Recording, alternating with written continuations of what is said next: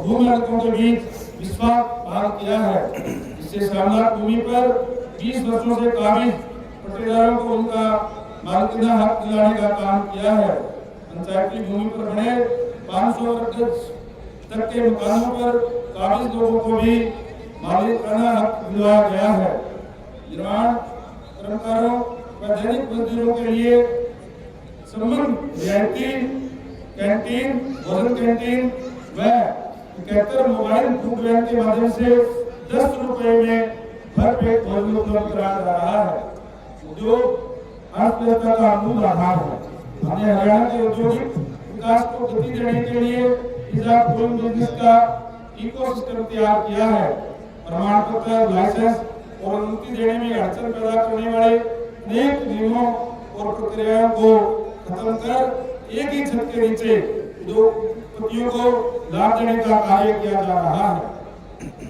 आज हरियाणा में निवेशकों को सेवाएं ऑनलाइन प्रदान की जा रही है और उन्हें सभी स्वीकृतियां भी निर्धारित अवधि में देना सुनिश्चित किया है। आज हरियाणा देश विदेश के निवेशकों की पहली पसंद बनकर उभरा है।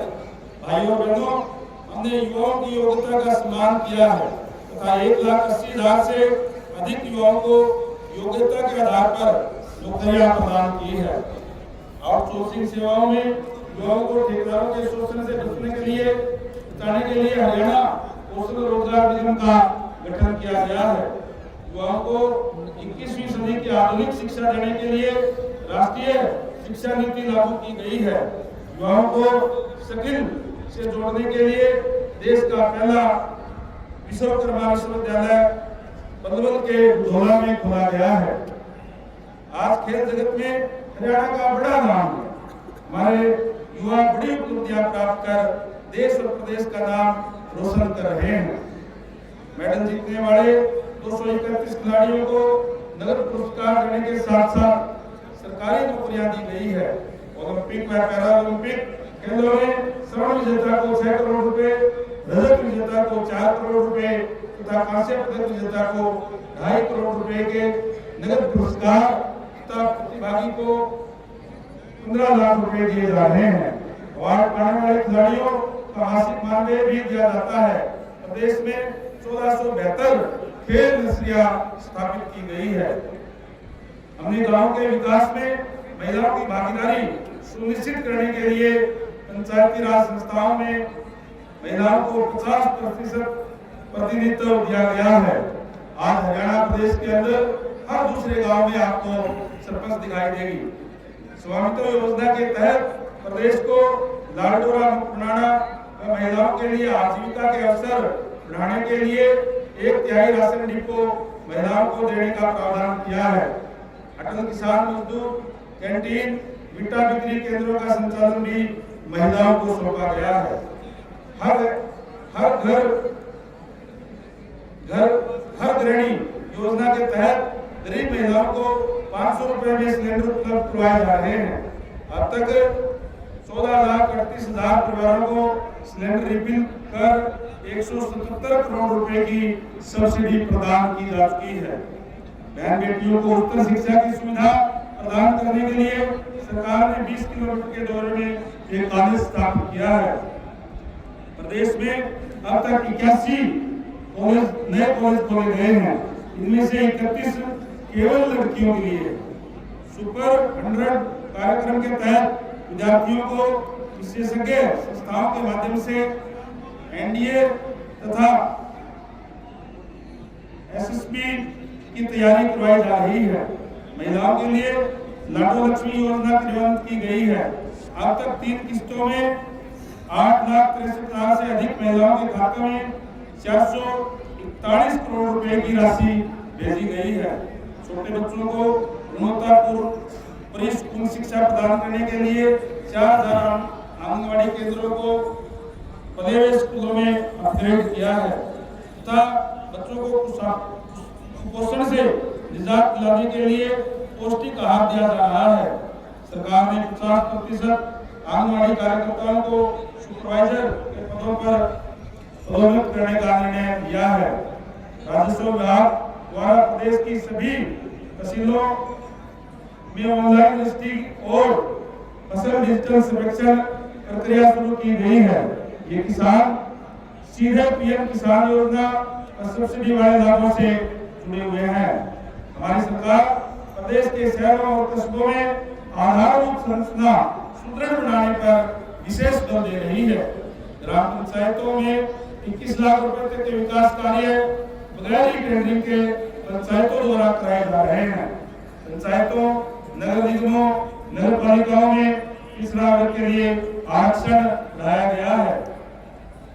प्रदेश में 994 गाँव में ई लाइब्रेरी स्थापित की जा रही है ताकि युवाओं को अपने नजदीकी स्थान पर ही प्रतियोगी परीक्षाओं की तैयारी के लिए बेहतर सामग्री सुलभ हो सके। गाँव में सफाई कर्मियों का मानदेय बढ़ाकर 16,000 रुपए तथा शहरी क्षेत्रों में 19,000 रुपए किया गया है। हर विधानसभा क्षेत्र में कम से कम 10 पार्क कम व्यायामशालाओं का निर्माण एवं स्ट्रीट लाइट लगाने का कार्य किया जा रहा है। अब तक 993 पार्क कम व्यायामशालाएं तथा 382 भवनों में इंडोर जिम स्थापित किया जा चुके हैं। विकसित भारत गारंटी रोजगार आजीविका मिशन ग्रामीण को नए रूप में क्रियान्वित किया गया है। अब ग्रामीणों को 100 दिन की बजाय 125 दिन का रोजगार मिलेगा। ये बहुत ही कारगर एवं महत्वाकांक्षी योजना है। इसमें प्रदेश में रोजगार के अवसर बढ़ेंगे। बिजली विकास की धुरी है। बिजली आपूर्ति को सुदृढ़ बनाने की दिशा में फीडर सैनिटेशन प्रोग्राम लागू कर बेहतर कार्य किया जा रहा है। हमारा गांव जगमगांव योजना के तहत प्रदेश के 6019 गाँव में से गाँव में 24 घंटे बिजली आपूर्ति सुनिश्चित की जा रही है। पीएम सूर्यघर मुफ्त बिजली योजना के तहत लक्ष्य को अनुरूप अब तक 50,563 सोलर सिस्टम लगाए जा चुके हैं। हर माह 3200 रुपए वृद्धावस्था पेंशन, समान भत्ता, विधवा पेंशन, दिव्यांग पेंशन प्रदान करने का निर्णय लिया गया है। गिरते लिंग अनुपात को रोकने के लिए बेटी बचाओ बेटी पढ़ाओ कार्यक्रम चलाया गया, जिसके सार्थक परिणाम आने लगे हैं। प्रदेश में वर्ष 2014 में लिंग अनुपात 871 था, जो बढ़कर 2025 में 923 हो गया है। महिलाओं की सुरक्षा के लिए हर जिले में वन स्टॉप सेंटर सखी संचालन किए जा रहे हैं। इसके तहत अब तक 55,984 महिलाओं को लाभान्वित किया गया है। वर्तमान सरकार के कार्यकाल में 1,14,000 से अधिक युवाओं को कौशल प्रशिक्षण दिया गया है। अब तक 2,873 रोजगार मेलों का आयोजन कर 1,15,000 से अधिक युवाओं को निजी क्षेत्र में रोजगार दिलाया गया है। वर्तमान में लगभग 400 सरकारी सेवाओं योजनाओं तथा सब्सिडी के परिवार पहचान पत्र से जोड़कर लगभग 60 लाख परिवारों को लाभ दिया गया है। गुरुग्राम, करनाल, फरीदाबाद और पंचकुला को स्मार्ट सिटी बनाया जा रहा है। गुरुग्राम, फरीदाबाद और पंचकुला के विकास के लिए मेट्रोपोलिटन डेवलपमेंट अथॉरिटी का गठन किया गया है। इसके अलावा हिसार मेट्रोपोलिटन डेवलपमेंट अथॉरिटी को Hisar Agarwa metropolitan development authority के साथ जोड़ा गया है। शहरी स्मार्ट सिटी मिशन के तहत फरीदाबाद में 45 परियोजनाओं तथा करनाल में 122 परियोजनाएं स्वीकृत की गई। शहरी बेघर लोगों के लिए राष्ट्रीय आजीविका मिशन और ग्रामीण लोगों के लिए ग्रामीण आजीविका मिशन लागू किया गया है। वर्तमान सरकार द्वारा 3,244 कॉलोनियों को नियमित कर उसमें आधारभूत संरचनाएं मुहैया कराने के लिए 1,000 करोड़ रुपए की राशि खर्च करने का प्रावधान किया गया है। हरियाणा में सड़कों का सुधार और नई सड़कों का निर्माण किया जा रहा है। आज प्रदेश का हर जिला नेशनल हाईवे से जुड़ गया है। इतना ही नहीं, 72 किलोमीटर लंबा ईस्टर्न डेडिकेटेड फ्रेट कॉरिडोर तथा 506 किलोमीटर लंबा वेस्टर्न डेडिकेटेड कॉरिडोर हरियाणा से होकर गुजरा है, इसका हरियाणा को बहुत बड़ा लाभ मिल रहा है। एमपी के साथ साथ हरियाणा ऑर्बिटल रेल कॉरिडोर भी बनाया जा रहा है और दिल्ली के सराय कालाखा से करनाल तक आरएसटीएस रेल लाइन भी स्थापित की जा रही है। अब इन सब परियोजनाओं के पूरा होने से प्रदेश की जनता को बहुत बड़ा लाभ मिलेगा। हुडा सिटी सेंटर के साइबर सिटी गुरुग्राम में मेट्रो कनेक्टिविटी के प्रस्ताव को मंजूरी दी गई है। लगभग 28.5 किलोमीटर लंबे कॉरिडोर पर 27 स्टेशन बनेंगे तथा लगभग 5,453 करोड़ रुपए की राशि व्यय होगी।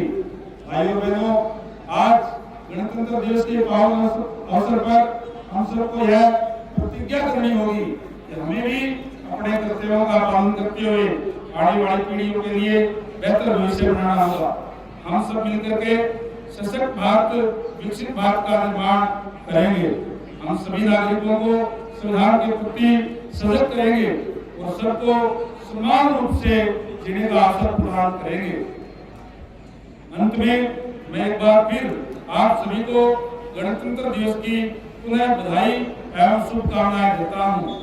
आइए 77वें गणतंत्र दिवस के पावन अवसर पर हम अपनी महान संस्कृति, परंपराओं और उच्च नैतिक मूल्यों पर चलते हुए देश और प्रदेश को स्वच्छ, स्वस्थ और खुशहाल और विकसित बनाने के लिए एकजुट होकर काम करने का संकल्प लें। जय हिंद, जय हरियाणा। चलिए एक बार जोर से बोलिएगा, भारत माता की।